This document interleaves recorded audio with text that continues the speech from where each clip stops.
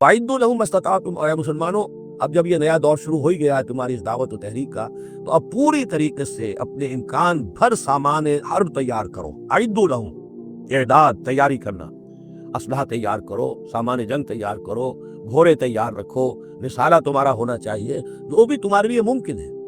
ये तवक्कुल का मतलब ये नहीं है कि तुम हाथ पर हाथ धरकर बैठ रहो अल्लाह तुम्हारी मदद करेगा। अइद्दू लहुम मस्तताअतुम, अपनी इस्तिताअत जो है उसकी हद तक तो पूरी तैयारी करो, मिन कुव्वतिन, ताकत से भी, व मिन रिबातिल खैल, और पले हुए घोड़ों के जरिए से भी।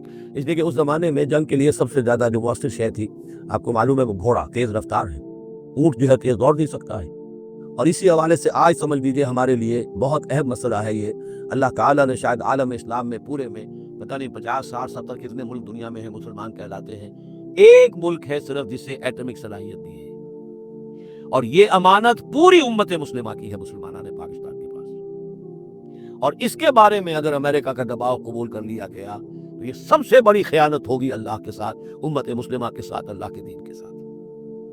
वो इसराइल लेकर बैठा हुआ है, एटम बम के उसके पास अंबार लगे हुए, लेकिन यह है कि सारी पॉलिसी जो चल रही है वो ये किसी तरीके से पाकिस्तान का, एक इराक के बारे में अंदेशा हुआ था कि उससे एटमी दांत निकल सकते हैं, उस एक मरतबा उसका वो एटमी प्लांट जो है उसका भुरकस निकाल दिया था, दूसरी मरतबा ये कि उसका पूरा भुरकस ही निकल गया, अगला पिछला खाया पिया सब उगलवा दिए। अब पाकिस्तान पर सारा दबाव, सारी डिप्लोमेसी भी चल रही है इस वक्त, कान खोलने की और आंखें खोलकर दिन गुजारने की जरूरत है।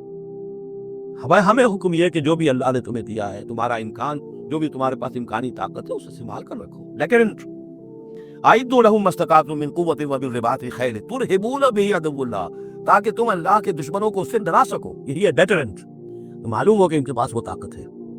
व अदुव्वकुम, और अपने दुश्मनों को भी डरा सको। व आखरीन मिन दूनिहिम, एक तो है अल्लाह के दुश्मन, और तुम्हारे दुश्मन एक और भी है जो उनके सिवा हैं, उनके परे हैं, उन्हें तुम नहीं जानते। ला तालमूनहुम अल्लाहु यालमुहुम, अल्लाह उन्हें जानता है, यानी वो मारे आस्तीन मुनाफिकीन है, ये तुम्हारी अपनी अस्तीनों के अंदर बैठे हुए, तुम्हें पता भी नहीं है कि वो लोग भी दर हकीकत फिफ्थ कॉलमिस्ट उनसर है कि जो दर हकीकत तुम्हारी तबाही चाहता है, बर्बादी चाहता है।